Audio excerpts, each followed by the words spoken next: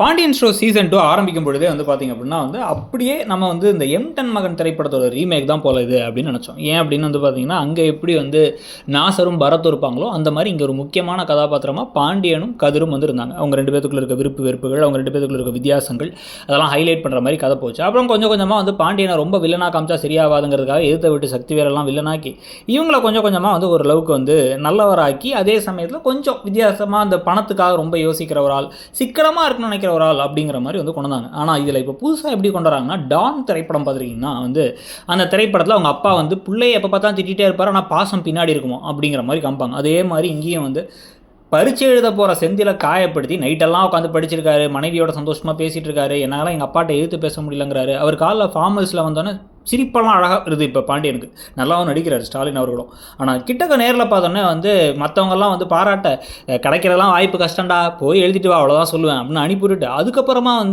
மீனா எவ்வளோ நல்ல பிள்ளை இல்லை அப்படின்னு போனதுக்கப்புறம் சொல்கிறார். கேட்டால் கண்ணு முன்னாடி முகத்து முன்னாடி பாராட்டினா திமிர் ஏறி போயிடும் அப்படின்னு வேறு சொல்லிகிட்டு இருக்கார்.